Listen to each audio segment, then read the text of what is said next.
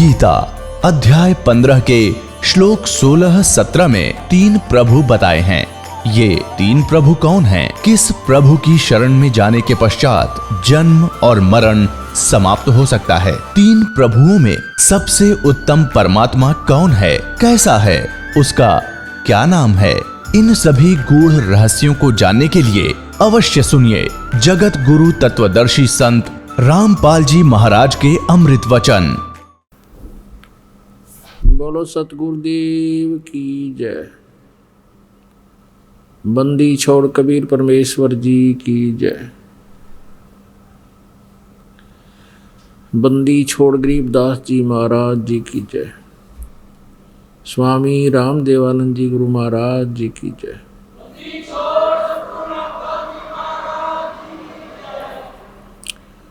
सत साहिब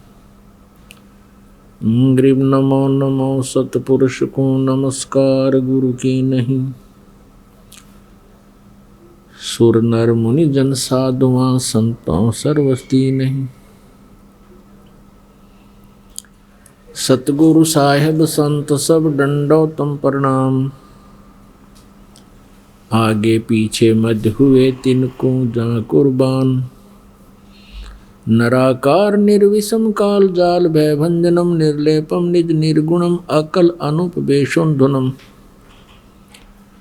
सोहम सुरति समाप्तम सकल समाना नीरतल। उज्ज्वल हीरंबर हरदमम बेपरवा अथा है वार पार नहीं मध्यतम। ग्रीव जो सुमर सिद्ध होई गणनायक गलताना। करो अनुग्रह सोई पारस पद परवाना।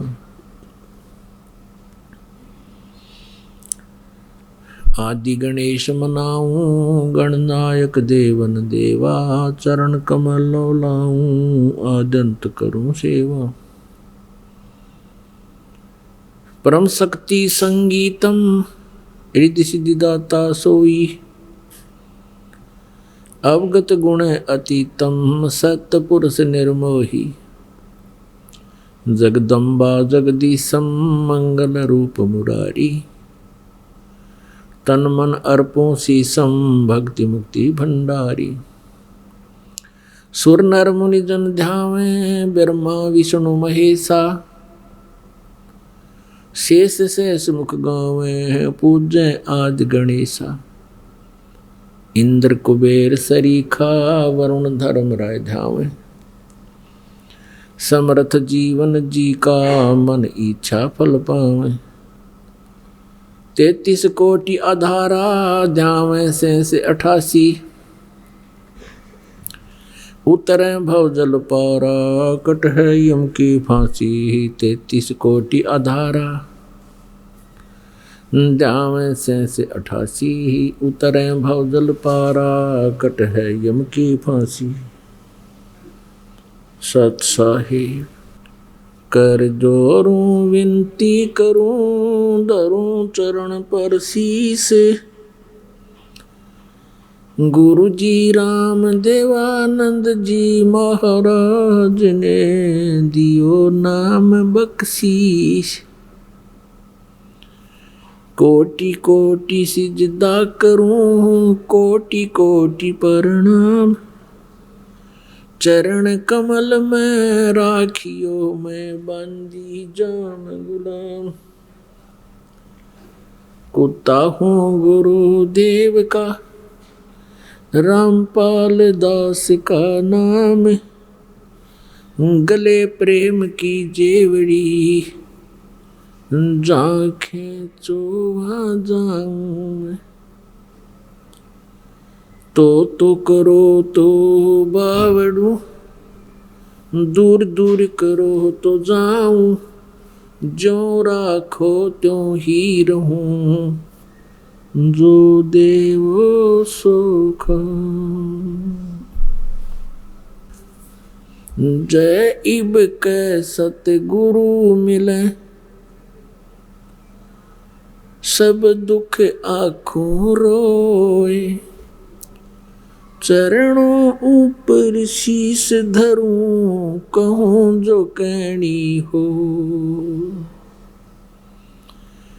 कबीर गुरु जी मिलेंगे, पूछेंगे कुशलात, आदि अंत की सब कहूं, अपने दिल की बात। गुरु जी तुम ना भूलियो,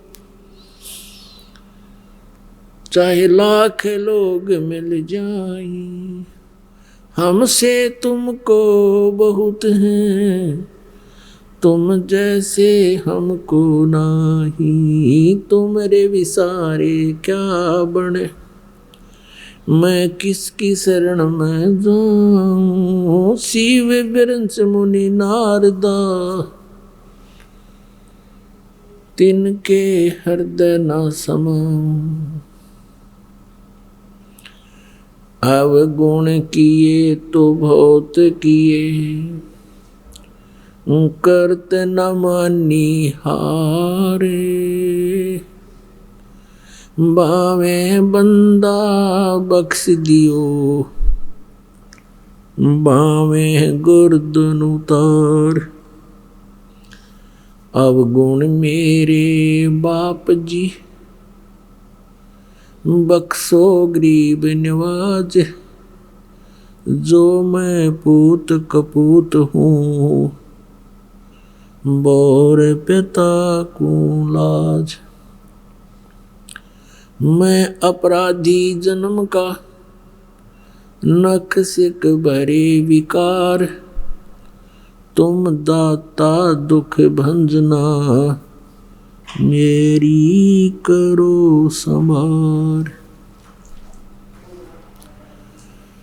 सूरत करो मम साइया, हम हैं भव जल माही। आप ही बह जावांगे जो, तुम न पकड़ोगे बाँ। परम पिता परमात्मा पूर्ण ब्रह्म, सारी सृष्टि के रचनहार कुल मालिक कबीर परमेश्वर जी की असीम कृपा से आप सभी पुण्यात्माएं ये सत्संग श्रवण कर रहे हैं।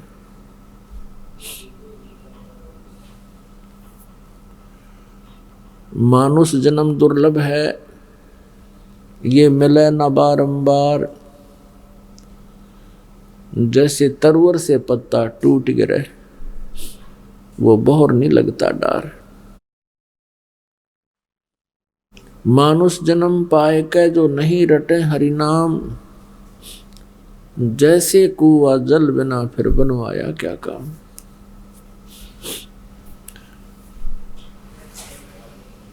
मानुष जन्म प्राप्त करके जो प्राणी परमात्मा की साधना नहीं करते हैं, यदि वो साधना कर भी रहे हैं तो वो शास्त्र विरुद्ध कर रहे हैं। वो अपना मनुष्य जीवन व्यर्थ कर रहे हैं।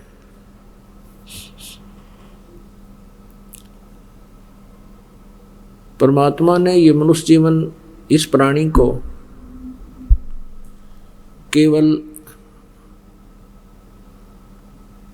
परमात्मा की साधना करके जन्म और मृत्यु के इस दीर्घ रोग से छुटकारा पाने के लिए उपलब्ध करवाया है। और हम सभी मानव शरीरधारी प्राणी परमात्मा की महिमा से अपरिचित होने के कारण हम अपने इस मानव शरीर का सदुपयोग ना करके दुरुपयोग करते हैं।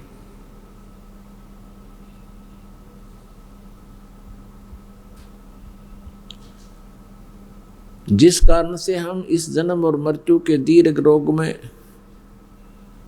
बहुत वर्षों युगों से ग्रस्त हैं और यहाँ नाना प्रकार के हम यातनाएं भोग रहे हैं।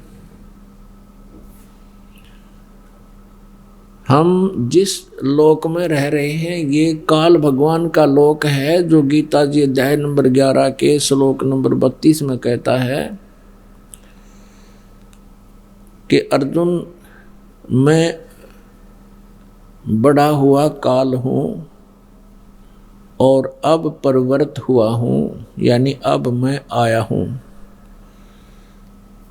इन सभी योद्धाओं को यदि तू ना युद्ध करेगा तो भी मैं मारूंगा, तू तो निमित्त मात्र है। वो काल कौन है? वो श्री कृष्ण जी नहीं है, क्योंकि श्री कृष्ण जी ने पहले कभी अपने आप को काल नहीं कहा और गीता के उपदेश के बाद भी कहीं पर भी उन्होंने अपने आप को काल नहीं कहा। तो इससे सिद्ध है कि जो काल अपने आप को काल कहता है गीता बोलते समय, वो श्री कृष्ण जी से भिन्न है और वो श्री कृष्ण जी के शरीर में प्रवेश होकर के ये सब बातें बोल रहा है।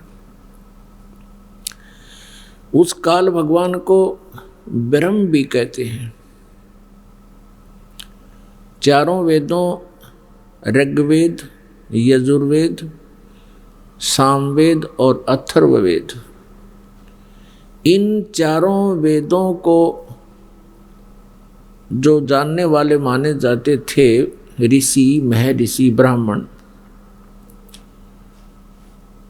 वो कहा करते कि वेदों में ब्रह्म भगवान है, ओम उसका नाम है और वो ही सर्वेश्वर है। कुछ एक जो अपनी बुद्धि को अत्यधिक परवर मानते थे, वो ये कहा करते कि हम अन्य पूजाएं नहीं करते, हम केवल ब्रह्म साधना करते हैं और अन्य देव भगवानों की पूजा नहीं करते, नहीं करनी चाहिए। तो वो अपने आप को एक बहुत अच्छा श्रेष्ठ और साधक मानते थे, क्योंकि वे कहते थे हम ब्रह्म साधना करते। तो ब्रह्म भी ये काल है, इसी को ब्रह्म कहते हैं। वास्तव में ये सर ब्रह्म है, सर ब्रह्म। इसको सर पुरुष भी कहते हैं। सर मन नासवान, क्षर। और ये 21 ब्रह्मांड का प्रभु है, स्वामी है। 21 ब्रह्मांड। एक ब्रह्मांड के अंदर पृथ्वी लोक, स्वर्गलोक, पाताल लोक, ब्रह्मा जी का लोक, विष्णु जी का लोक, शिव जी का लोक, ब्रह्मलोक, एक धर्मराज यानी न्यायाधीश का लोक, 88,000 खेड़े, शपथपुरी, अतल अवतल ये नीचे के 7 लोक, ये कुल मिलाकर ये एक ब्रह्मांड के अंदर सामग्री है। ऐसे ऐसे 21 ब्रह्मांड हैं। उन 21 ब्रह्मांडों का स्वामी ये काल है, ब्रह्म है, सर ब्रह्म है। इसको सर पुरुष भी कहते हैं। श्रीमद् भगवत गीता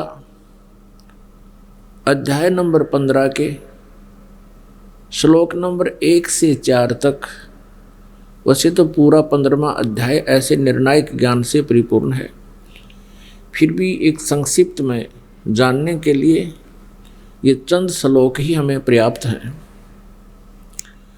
15वें अध्याय का 1 से लेकर 4 तक और 16 और 17, इनमें स्पष्ट किया हुआ है कि ये एक संसार रूपी वृक्ष है।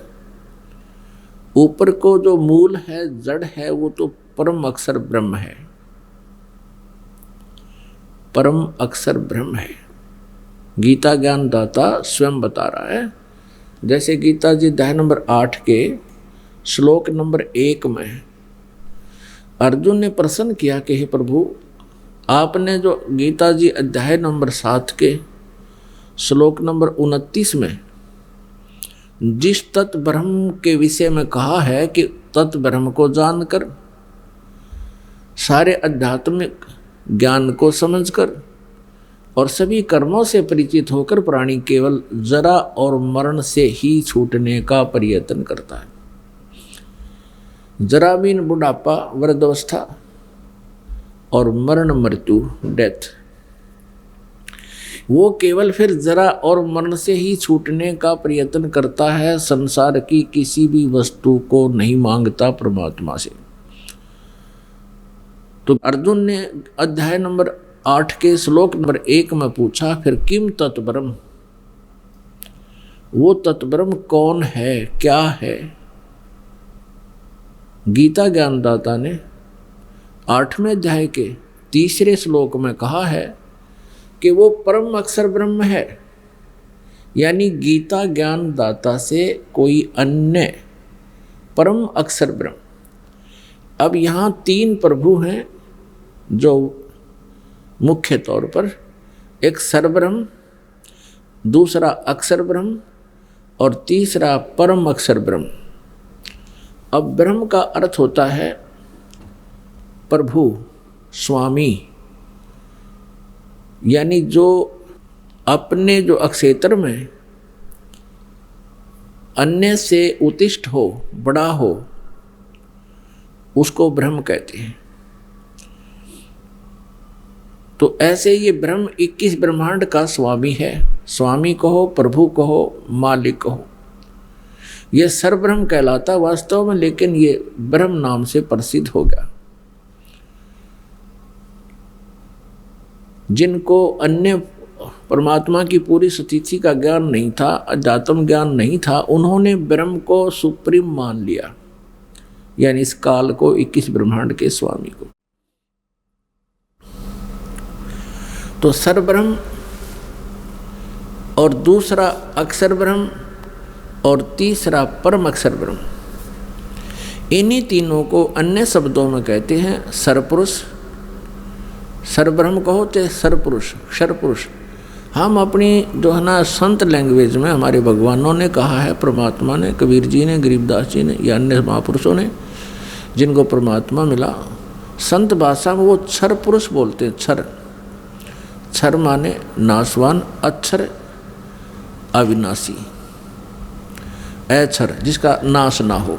लेकिन यहाँ इस गीता अध्याय नंबर 15 के अंदर 16 और 17 में एक विशेष व्याख्या है।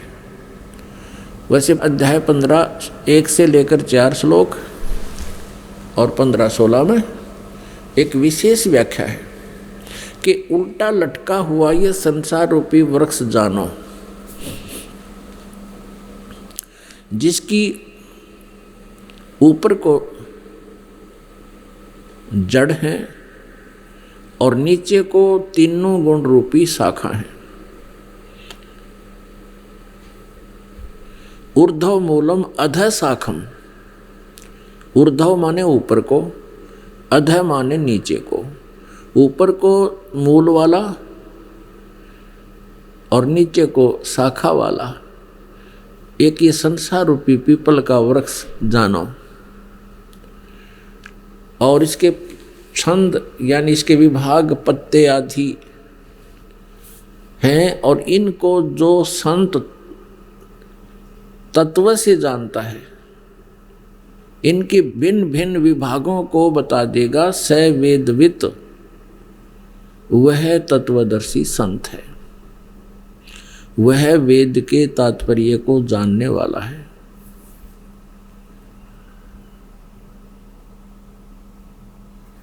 तो 15वें अध्याय के 1 से लेकर 4 में एक विशेष व्याख्या ये भी है कि उल्टे लटके हुए संसार रूपी वृक्ष के सभी विभागों को जो तत्व से जानता है, यानी उनके सभी भाग को बता देता है, स वेदवित, वो तत्वदर्शी संत है। पुण्यात्माओं, आपका सौभाग्य है, आपको ये अनमोल ज्ञान सुनने को प्राप्त हो रहा है। ना जाने कौन से जन्मों में आपने कितने पुण्य और अच्छी साधनाएं की हुई हैं, जिसके परिणाम स्वरूप ये परमात्मा का ये ज्ञान आपको प्राप्त हो रहा है। अब आप बहुत बुद्धिमान हो, आज परमात्मा ने रजा बख्शी है, आपको अक्षर ज्ञान कराया, और इस अक्षर ज्ञान की एक्सरसाइज से आपका माइंड बहुत विकसित है। लेकिन उस माइंड को हम फिर दुरुपयोग करने लगे, परमाणु बम बनाने लग गए, वायुयान बनाने लग गए। जबकि इस अक्षर ज्ञान से और परमात्मा के द्वारा दिए गए इस प्रोसीजर से आपका माइंड विकसित हुआ है, इसको भगवान की तरफ लगाना चाहिए था आपने। और ये मारण मरण के साधन तो किसी तरह बना लो, ये तो कभी भी बना लो, इनका ये तो विनाश के कारण है। अज्ञानता का एक मुख्य प्रमाण है जो इस तरह की होड़ में लगे हुए हैं। तो हमने सबसे पहले तत्व ज्ञान को समझना भगवान को। अब जैसे यहाँ गीता जी अध्याय नंबर 15 के श्लोक नंबर 1 में कहा है कि वह तत्वदर्शी संत है जो उल्टे लटके हुए संसार रूपी वृक्ष के सभी विभागों को, पार्ट्स को विस्तार से बताता है। अब गीता जी अध्याय नंबर 4 के श्लोक नंबर 34 में एक प्रमाण आया है कि गीता ज्ञान दाता अपनी अल्पज्ञता सिद्ध करता है, अर्थात उसको पूर्ण ज्ञान नहीं है, अध्यात्म ज्ञान नहीं है उसको। इसलिए वो कहता है कि उस तत्व ज्ञान को, जो तत्व ज्ञान है उसको तत्वदर्शी संतों के पास जाकर समझ, उनको दंडवत प्रणाम करने से, कपट छोड़कर उनसे प्रसन्न करने से, सरलता पूर्वक प्रसन्न करने से वो तत्वदर्शी संत तुझे परमात्म तत्व का ज्ञान कराएंगे। यानी गीता ज्ञान दाता अपने से अन्य किसी परमात्म श्रेष्ठ परमात्मा का ज्ञान जानने की कह रहे हैं। तो वो तत्व ज्ञान कैसा है, कहाँ है?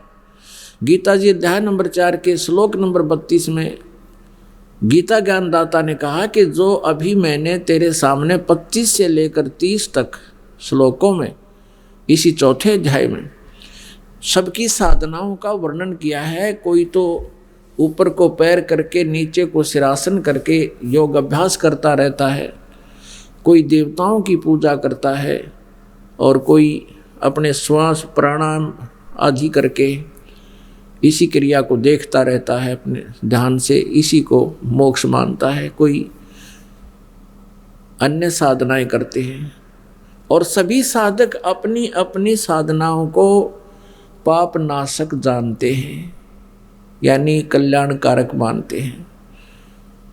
फिर बताया है कि ये धार्मिक यज्ञों की जानकारी, यज्ञ माने धार्मिक अनुष्ठान, यानी परमात्मा के पाने की विधि, उनकी जानकारी गीता जी अध्याय नंबर 4 के श्लोक नंबर 32 में कहा है कि इस प्रकार के, जैसा कि अभी 25 से लेकर 30 तक श्लोकों में जो वर्णन है, इस तरह की साधनाएं और परमात्मा की यथार्थ साधना विस्तार पूर्वक कौन सी करनी चाहिए, कौन सी ना करनी चाहिए, उसकी जानकारी ब्रह्मण मुखे सच्चिदानंद घन ब्रह्म के मुखारविंद से, मुख कमल से उच्चरित वाणी में, अर्थात तत्व ज्ञान में विस्तार से कहा गया है। और उसको तू जानने के बाद फिर सभी प्रकार के कर्मों से, बंधन से मुक्त हो जाएगा। अपने आत्मा यहाँ पर अनुवादकर्ताओं ने, गीता अनुवादकर्ताओं ने चौथे अध्याय के 32वें श्लोक में एक ब्रह्मणे मुखी शब्द है, यहाँ इन्होंने अज्ञानता से अनर्थ कर दिया।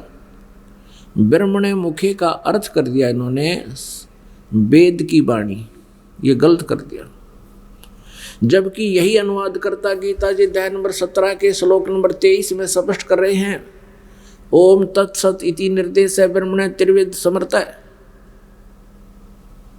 यानी ब्रह्मणे शब्द है वहाँ 17वें अध्याय के 23वें श्लोक में भी। वहाँ इन्होंने लिखा है, ब्रह्मणे का अर्थ किया है सच्चिदानंद घन ब्रह्म का, यानी उस परम अक्षर ब्रह्म का। ओम तत्सत ये 3 मंत्र का जाप का निर्देश है, और वो 3 प्रकार से सिमरण किया जाता है, नथिंग एल्स। यही एक मंत्र है उस सच्चिदानंद घन ब्रह्म के पाने का। तो ब्रह्मणे का अर्थ वहाँ ठीक किया है, यहाँ ये विचलित हो गई चौथे अध्याय के 32वें श्लोक में इन्होंने गलत अनुवाद कर दिया। ब्रह्म ने मुखे का अर्थ इन्होंने वेद की वाणी कर दिया। ये करना था सच्चिदानंद घन ब्रह्म के मुखे माने मुख कमल से उच्चरित वाणी में, कबीर वाणी में विस्तार से कहा गया है, वो तत्व ज्ञान है। तो गीता जी अध्याय नंबर 4 के श्लोक 34 में कहा कि उस ज्ञान को जिसमें परमात्मा का विस्तार से ज्ञान है, बिल्कुल बहुत ही विस्तृत जानकारी दी गई है, वो तत्व ज्ञान है। उस ज्ञान को तत्वदर्शी संतों के पास जाकर समझ, उनको दंडवत प्रणाम करने से, यानी एक अनमोल वस्तु प्राप्त किसी से करना है तो सामने वाला भी भाव देखेगा कि अधिकारी भी है कि नहीं। अति आधीन दीन हो प्राणी, और वाह को कहना ये अमर कहानी। यानी ये ज्ञान उसी को बताया जाता है जो अति दीन होकर के सुनना चाहे, उसके अंदर जगह हो परमात्मा के ज्ञान को ग्रहण करने की। तो गीता जी अध्याय नंबर 4 के श्लोक नंबर 34 में जिस तत्वदर्शी संत के पास जाने को कहा है, तो उसकी पहचान बताई है गीता जी अध्याय नंबर 15 के श्लोक नंबर 1 में। इस उल्टे लटके हुए संसार रूपी वृक्ष के सभी विभागों को जो संत बतावेगा, जड़ से लेकर पत्तों तक, सवेदविद, वह वेद के तात्पर्य को जानने वाला है, अर्थात वो तत्वदर्शी संत है। तो पुण्यात्माओं, ऋग्वेद मंडल नंबर 9 सूक्त नंबर 86 मंत्र 26-27 में, ऋग्वेद मंडल नंबर 9 सूक्त 82 मंत्र 1, 2, 3 में, ऋग्वेद मंडल नंबर 9 सूक्त 20 के मंत्र नंबर 1 में, ऋग्वेद मंडल नंबर 9 सूक्त नंबर 1 मंत्र 8 और 9 में, ऋग्वेद मंडल नंबर 9 सूक्त 96 मंत्र 16 से 21 तक, और भी अनेक स्थानों पर ये स्पष्ट किया गया है कि कबीर नामक परमात्मा वो एक जीवन, ऋग्वेद मंडल नंबर 1 और सूक्त नंबर 31 के मंत्र नंबर 17 में, इन सब का मिलाकर सारांश ये बनता है कि एक कबीर देव, कबीर साहब नामक परमात्मा एक जीवन, एक जन साधारण की तरह जीने के लिए, रहने के लिए, एक एग्जाम्पल देने के लिए इस पृथ्वी लोक पर आता है, शरीर आता है और शिशु रूप धारण करता है, छोटे बालक का, और वो ब्रह्म मुहूर्त में आता है और वो किसी तालाब के ऊपर प्रकट होता है, किसी तालाब में जल के स्रोत पर आकर प्रकट होता है। और जब वो बालक रूप में अपनी लीला कर रहा होता है, उसके परवरिश की लीला कंवारी गायों से होती है, कंवारी गायों से होती है।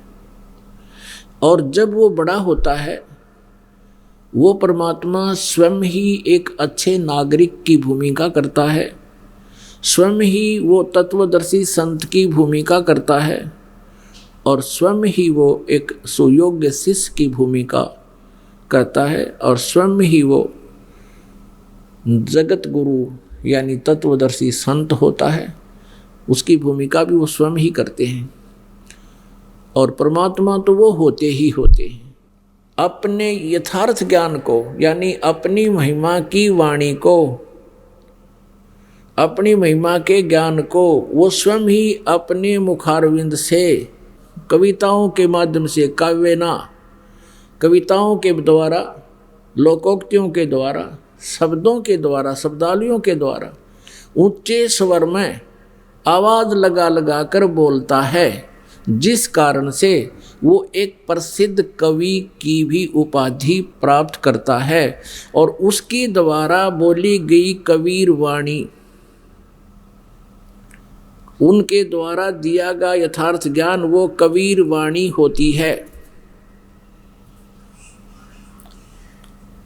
और उस वाणी के अंदर वो तत्व ज्ञान होता है, परमात्मा की महिमा विस्तार से कही गई होती है।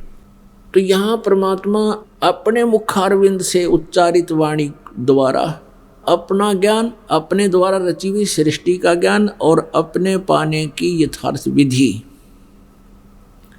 यानी सतलोक जाने की और जन्म और मृत्यु के इस रोग को कटाने की वो विधि बताने आते हैं। उस समय वो तत्वदर्शी संत भी स्वयं ही होते हैं और पृथ्वी पर कोई तत्वदर्शी संत नहीं होता। वो होते परमात्मा हैं, लेकिन वो एक प्रसिद्ध कवि इसलिए मान लिए जाते हैं भोली जनता के द्वारा, क्योंकि वो अपनी महिमा की वाणी को अपने मुखारविंद से, लोकोक्तियों के माध्यम से, कविताओं के माध्यम से, दोहों के माध्यम से बोलते हैं, लेकिन वो होते हैं परमात्मा, अमर पुरुष होते हैं। वो परमात्मा अपने सतलोक में रहते हैं, तीसरे मुक्ति धाम में, यानी एक तो सरपुरुष का अक्षेत्र 21 ब्रह्मांड का, ये इसका राज्य है, इसका इतना ये प्रभु, इसके ऊपर ये ब्रह्म है, इतना स्वामी है सरपुरुष। और दूसरा 7 शंख ब्रह्मांड का अक्षेत्र है, वो अक्षर पुरुष का है, अक्षर ब्रह्म कहो, अक्षर पुरुष कहो। और इन सब के ऊपर और अन्य असंख्य ब्रह्मांडों का जो स्वामी है, प्रभु है, वो परम अक्षर ब्रह्म है, वो कबीर देव है। वो उसका वास्तविक नाम कबीर साहब है, कबीर है। हम साहब अपना भगवान है, इसलिए हम साहब बोलते हैं। अब जैसे अपने देश के आदरणीय प्रधानमंत्री जी का शरीर का नाम तो अन्य ही होता है, लेकिन प्रधानमंत्री उनके पद का नाम होता है। इसी प्रकार ये परम अक्षर ब्रह्म कहो, इन्हें सत्य पुरुष कहो। सत्य पुरुष माने अविनाशी प्रभु, पुरुष माने परमात्मा। तो ये सत्य पुरुष, परम अक्षर ब्रह्म, परम अक्षर पुरुष, ये तो उनके पोस्ट का नाम है, पद का नाम है, उपमात्मक नाम है।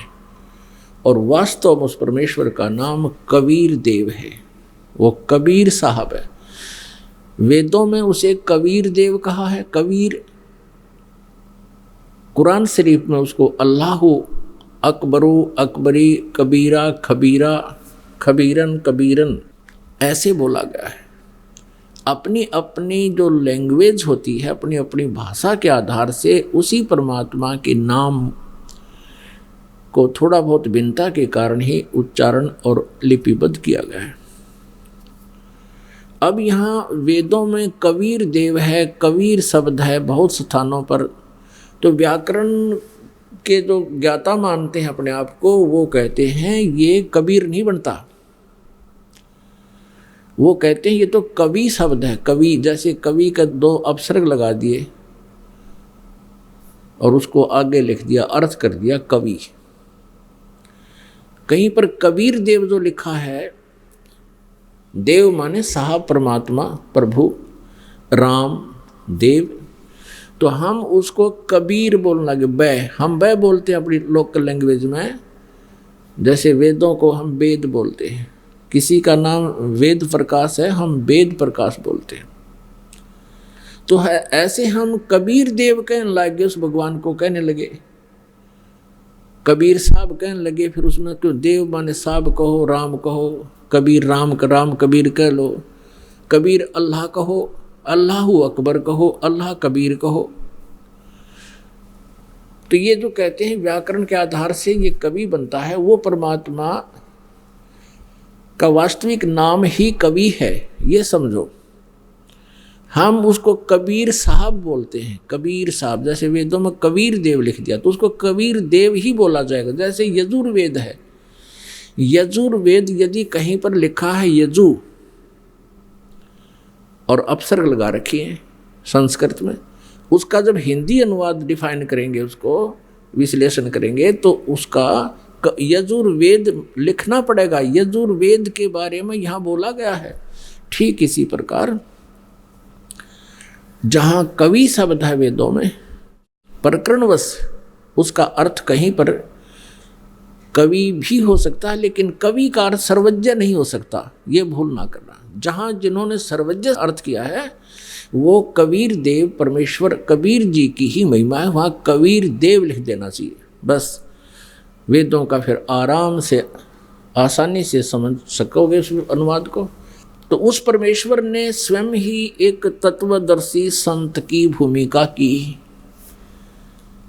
और उन्होंने अपने मुखारविंद से उस तत्व ज्ञान को उच्चारित किया, उच्चारण किया, उसका उच्चारण किया। और फिर एक धर्मदास नाम के एक महापुरुष जिन्होंने उस परमात्मा को पहचाना, उन्हीं की कृपा से उन्होंने फिर ये लिपिबद्ध की कबीर वाणी, जो तत्व ज्ञान है, तत्व भेद है। अब गीता जी अध्याय नंबर 15 के श्लोक नंबर 1 से 4 और 16-17 को हम फिर से प्रारंभ करते हैं। इसके लिए भूमिका बनाई है। उल्टा लटका हुआ ये संसार रूपी वृक्ष है, ऊपर को जड़ है, जड़ मीन मूल। जैसे पेड़ को आहार यानी पेड़ की जीवन शैली कहाँ से प्रारंभ होती है? जड़ से। मूल से पूरे पेड़ को आहार प्राप्त होता है। पूरे पेड़ का पालक मूल होता है, जड़ होती है। तो सारे ब्रह्मांडों का पालक परमात्मा तो ऊपर है, ऊर्ध्व मूलम। वो मूल संसार रूपी वृक्ष की मूल समझो, वो परम अक्षर ब्रह्म है। और जमीन से जो बाहर, पृथ्वी से जो बाहर दिखाई देता है तुरंत, वो तना होता है। उस तने का फिर एक मोटी डार होती है, बहुत सी मोटी डार होती है, लेकिन उनमें से एक मोटी डार हम लेते हैं इस अपने इस ब्रह्मांड को समझने के लिए और इस अध्यात्म ज्ञान को जानने के लिए। उसमें से मानो एक डार निकली, अब तना तो अक्षर पुरुष, अक्षर ब्रह्म समझो, और उसके फिर आगे एक डार मोटी है, वो सरपुरुष समझो, सरपुरुष, जिसको क्षर पुरुष भी कहते हैं, सरब्रह्म भी कहते हैं, जिसको ज्योत स्वरूपी निरंजन काल भी कहते हैं। और उस डार के फिर 3 शाखाएं हो, रजगुण ब्रह्मा, सतगुण विष्णु, तमगुण शिव जी रूपी शाखा हैं जो इस ब्रह्म के पुत्र हैं। और पात रूप फिर संसार है। उस एक डार के आगे 3 शाखाएं, उसके ऊपर जितने पत्ते हैं वो संसार रूपी वृक्ष के ये पत्ते समझो, हम प्राणी। तो परमेश्वर कबीर देव जी ने अपने मुखारविंद से उच्चारित उस वाणी में, यानी ब्रह्मणे मुखे, चौथे अध्याय के 32वें श्लोक में जिसके विषय में कहा है कि ब्रह्मणे मुखे, सच्चिदानंद घन ब्रह्म के द्वारा उच्चारित वाणी में वो तत्व ज्ञान है। उस तत्व ज्ञान में आध्यात्मिक यज्ञों की जानकारी, यानी आध्यात्मिक अनुष्ठानों की, भक्ति की जानकारी विस्तार के साथ कही गई है। और उसको वो कर्मों के द्वारा होती है, कर्म योगी उसको करते हैं और फिर उससे सभी कर्मों से मुक्त हो जाते हैं।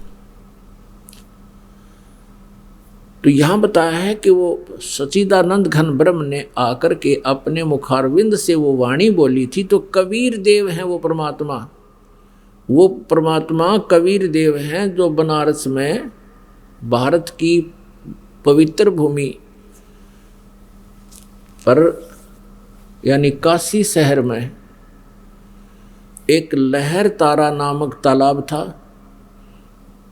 और उस लहर तारा तालाब का नाम कैसे पड़ा कि गंगा का पानी लहरों के द्वारा उछलकर, जब वो ओवरफ्लो होकर चलती थी वर्षा के सीजन में, उछलकर उसके ओवरफ्लो होकर के एक बहुत बड़ी झील को भर देता था। उसको लहर तारा नामक तालाब बोलते थे, झील बोलते थे।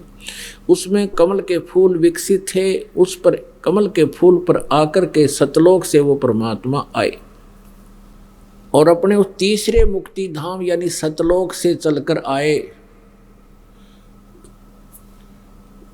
और यहाँ एक नवजात शिशु का रूप धारण किया। उसके बाद लीला में तरीके से वो बड़े हुए,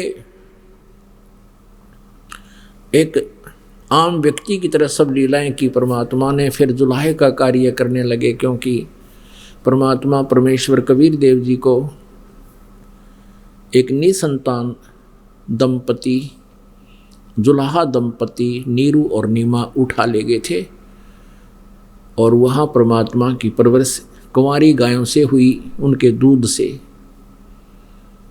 परमात्मा परमेश्वर कबीर देव जी की रजा से कुंवारी गायें दूध देने लगी और भगवान कबीर जी उनको पीने लगे।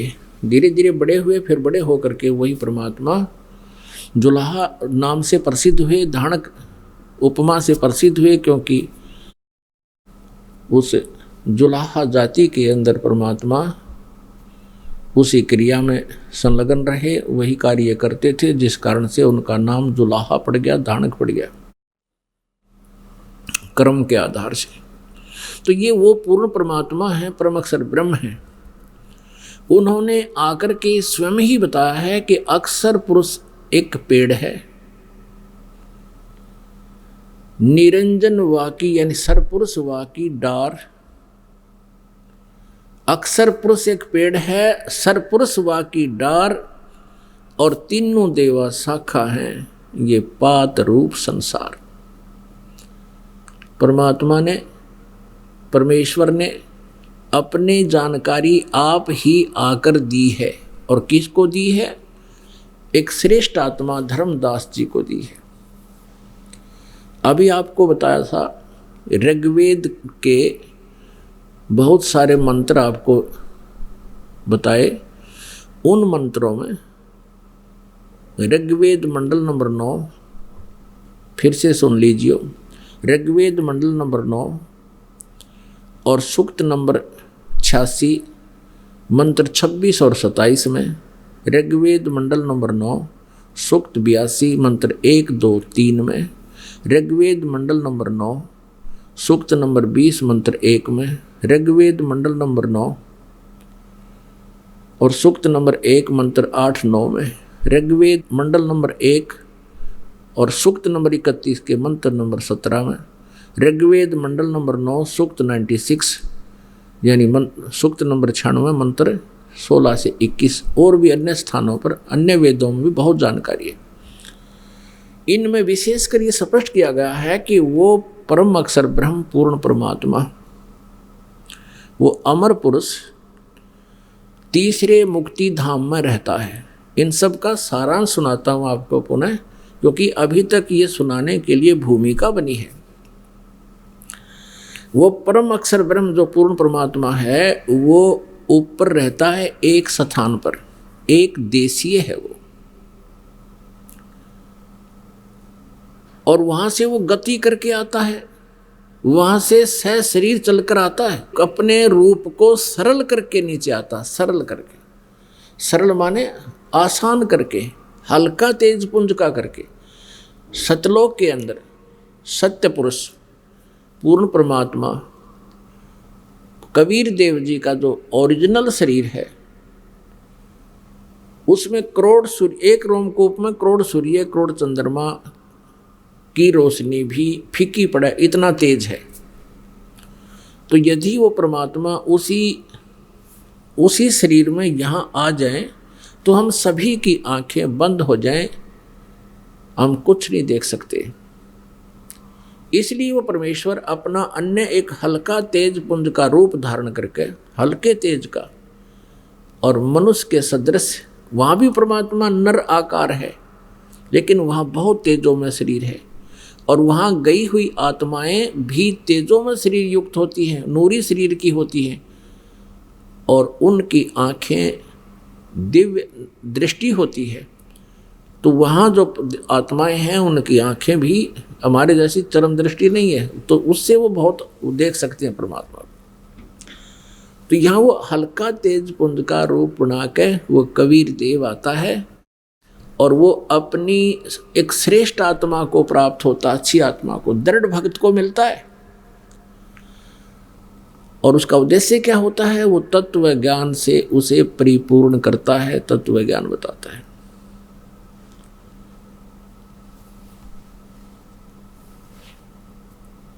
और वो अमर पुरुष,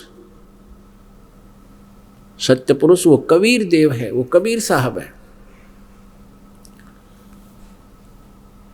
अपनात्माओं, ये लीला जो वेदों में वर्णित है, आज तक हमने किसी भी, जिसको हम भगवान मानते थे, श्री राम, श्री कृष्ण, श्री ब्रह्मा, श्री विष्णु, श्री शिव जी, ये लीला हमने किसी के भी इतिहास में नहीं देखी, किसी की पवित्र जीवनी में नहीं देखा। और हम वेदों को श्रेष्ठ मानते हैं, गीता जी को श्रेष्ठ मानते हैं, पुराणों को भी हम सही मानते हैं। तो पुराण और वेदों और गीता में अंतर है। पुराणों के अंदर जो ज्ञान है वो यदि वेदों से हटकर है तो वो किसी ऋषि या ब्राह्मण की या देव की अपनी अनुभूति है, उसका अपना अनुभव है, तो वो मान्य नहीं होता। क्योंकि वेद जो हैं, ये 5 वेद हैं वास्तव में, एक सूक्ष्म वेद जिसको हम तत्व ज्ञान बोलते हैं, तत्व वेद, और 4 वेद ये वेल नोन हैं आपके समक्ष। इन 5 वेदों में जो ज्ञान है वो पूर्ण परमात्मा कबीर देव जी का दिया हुआ है। इन 4 वेदों को ऋग्वेद, यजुर्वेद, सामवेद और अथर्ववेद, वैसे तो परमात्मा ने 5 वेद दिए थे, सूक्ष्म वेद भी यानी तत्व वेद भी साथ ही दिया था। किसको? इस सरपुरुष को, जो यहाँ का स्वामी है 21 ब्रह्मांड का। लेकिन इसने हमारे साथ एक बहुत बड़ा धोखा किया। इसने वो 5वां वेद, सूक्ष्म वेद जिसे कहते हैं, तत्व ज्ञान जिसे कहते हैं, वो छुपा दिया, नष्ट कर दिया, और 4 वेद हमारे को दे दिए, जिन 4 वेदों में महिमा तो पूर्ण परमात्मा की परिपूर्ण है, उसकी जानकारी बहुत है। लेकिन इन 4 वेदों में उस परम अक्षर ब्रह्म के पाने का मंत्र नहीं है। वो 5वें वेद, सूक्ष्म वेद में था, उस तत्व ज्ञान में था, जिसको इस काल ने इस दृष्टिकोण से नष्ट कर दिया कि कहीं इन सभी आत्माओं को यथार्थ ज्ञान हो गया तो ये इस मंत्र का जाप करके और सतलोक चले जाएंगे, यहाँ तेरा राज्य खाली हो जाएगा, तेरा ये क्षेत्र, यहाँ कोई नहीं रहेगा, क्योंकि वहाँ इतना सुख है और यहाँ पर ये घोर दुख सहन कर रहा प्राणी। इसके पीछे भी इसका एक बहुत षड्यंत्र है, और उस षड्यंत्र के तहत ये हमें यहाँ रोके हुए है। कारण क्या है कि इसने एक गलती की थी सतलोक में। किसने? सरपुरुष ने, इस 21 ब्रह्मांड के स्वामी ने, सरपुरुष ने, ज्योति निरंजन ने, या काल कहो काल ने। तो जिसके कारण इसको श्राप लगा कि 1 लाख मानव शरीरधारी प्राणियों के सूक्ष्म शरीर को तपतशिला पर भून कर ये नित खाएगा, और अपने उस आहार के लिए हमें यहाँ पर रोका हुआ है। पुणात्माओं, जितने भी आप इस ज्ञान से परिचित होते चले जाओगे, उतना ही आपके हृदय में ये तत्व ज्ञान अच्छी तरह समाएगा और आप महसूस करोगे कि सचमुच हम गलत स्थान पर रह रहे हैं। जब तक ये ज्ञान नहीं होता तो हमने इस काल की भांग पी ही रखी है, माया की। धन जोड़ना, कोठी बनाना है, बड़े बड़े कारें खरीद लेना, ये अपना एक उद्देश्य मान रखा है। और 1 सेकंड में मृत्यु हो जाना, फिर मनमाना गधे की योनि पाना, ये भूल गए तुम, ये हम भूल चुके हैं। उसको याद दिला जाता सत्संग के माध्यम से, परमात्मा के वचनों से जो आदेश है प्रभु का, वो सत्संग में सुनाया जाता है। तो यहाँ जो 5वां वेद इसने गुम कर दिया, या इसने बहुत बड़ी गलती करी, हमारे साथ जुल्म किया, उस 5वें वेद को पुनः हम तक पहुंचाने के लिए स्वयं धनी आते हैं। वो इतने सुख में सतल को छोड़कर हमारे लिए यहाँ पर आते हैं।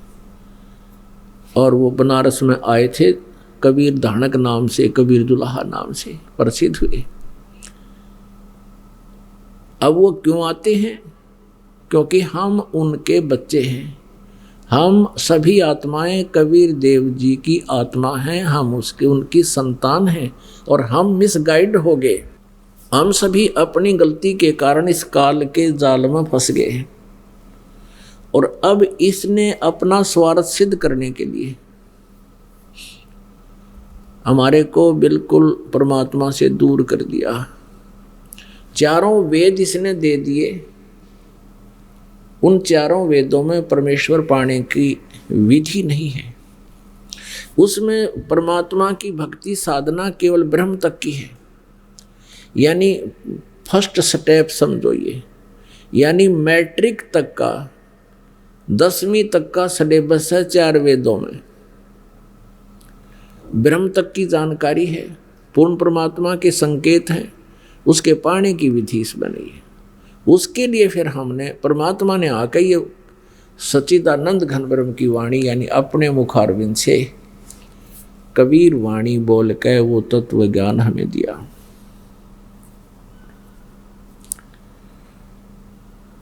अब यहाँ प्रसंग चल रहा है कि वो परमात्मा स्वयं ही आकर अपना भेद बताता है। अपने द्वारा रची हुई सृष्टि को वो स्वयं ही ठीक ठीक बताता है। अथर्ववेद कांड नंबर 4 के अनुवाक नंबर 1 का और मंत्र नंबर 7 में स्पष्ट किया है। 1 से लेकर 7 में पूरी सृष्टि रचना का कोड वर्डों में विवरण है। तो उसमें स्पष्ट किया है कि वो परमात्मा ने सबसे पहले इन ब्रह्मांडों की रचना की, दुर्गा की उत्पत्ति की, ब्रह्म की उत्पत्ति की, फिर हम सभी आत्माओं की उत्पत्ति की। और फिर सभी ब्रह्मांड छोटे से लेकर बड़े तक उस परमात्मा ने रचकर इनको दिए। और अपने द्वारा रची हुई सृष्टि की जानकारी वो परमात्मा स्वयं ही ठीक ठीक बताता है, क्योंकि परमात्मा की रची हुई को परमात्मा ही बता सकता है। इसी कारण से आज तक किसी भी सदग्रंथ में, यानी सृष्टि रचना का विस्तार से उल्लेख नहीं है। जैसे वेदों में उल्लेख है, लेकिन इसको समझ नहीं सका कोई भी। इसके लिए सृष्टि रचना जो परमात्मा ने अपने मुखारविंद से आकर के मौखिक सुनाई है, अपने मुख से सुनाई है, विस्तार से समझाई है अपने भक्तों को, फिर उनके माध्यम से फिर हमने जब वेदों को देखा है तो आसानी से सब सदग्रंथ भी हमारे वही गुणगान कर रहे हैं, वही ज्ञान बता रहे हैं जो परमात्मा ने बताया है। अब प्रसंग चल रहा है कि गीता जी अध्याय नंबर 15 के श्लोक नंबर 1 से 4 में यह स्पष्ट किया है कि तत्वदर्शी संत उल्टे लटके हुए संसार रूपी वृक्ष के सभी विभागों को विस्तार से बताएगा, और वो वेद के तात्पर्य को जानने वाला होगा, अर्थात वो तत्वदर्शी संत है। तो परमेश्वर कबीर देव जी ने 600 वर्ष पहले अपने मुखारविंद से उतरित उस सच्चिदानंद घन ब्रह्म की वाणी कबीर वाणी में कहा है, अक्षर पुरुष एक पेड़ है और सरपुरुष वा की डार, जिसको निरंजन कहते हैं, ज्योत निरंजन काल। और उस डार के फिर 3 शाखाएं हैं, ये तीनों देवा शाखा हैं और पात रूप संसार।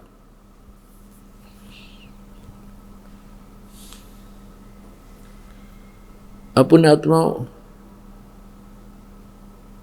गीता जी अध्याय नंबर 15 के श्लोक नंबर 4 में कहा है कि जब तत्वदर्शी संत मिल जाए, तत्वदर्शी संत की प्राप्ति के उपरांत इस अज्ञान रूपी इस गुत्थी को तत्व ज्ञान रूपी शस्त्र के द्वारा काट कर, अर्थात उस तत्व ज्ञान रूपी शस्त्र द्वारा समझ इसको बिल्कुल साफ करके निर्बाध करके, जब ज्ञान आपको तत्व ज्ञान हो जाएगा, वो बिल्कुल पूरी रूप से सृष्टि रचना समझ में आ जाएगी। हम किस लिए यहाँ आए हैं, कैसे फंस गए यहाँ पर, हमारी जन्म मृत्यु हो रही है, आज हम संतान और संपत्ति में कितने व्यवस्थित हैं और बड़ा आनंद महसूस कर रहे हैं, चाहे हम बेशक दुखी भी हैं, और अपनी संतान के लिए और अपनी संपत्ति को जोड़ने के लिए पूरा जीवन लगा देते हैं और फिर अचानक मृत्यु हो जाती है। ये क्या कारण है? तो कहते हैं इस अध्यात्म ज्ञान को अच्छी तरह समझकर उस तत्व ज्ञान से, उसके पश्चात गीता जी अध्याय नंबर 15 के श्लोक 4 में कहा है, उसके पश्चात परमेश्वर के उस परम पद की खोज करनी चाहिए जहां जाने के बाद साधक फिर लौटकर कभी संसार में नहीं आते।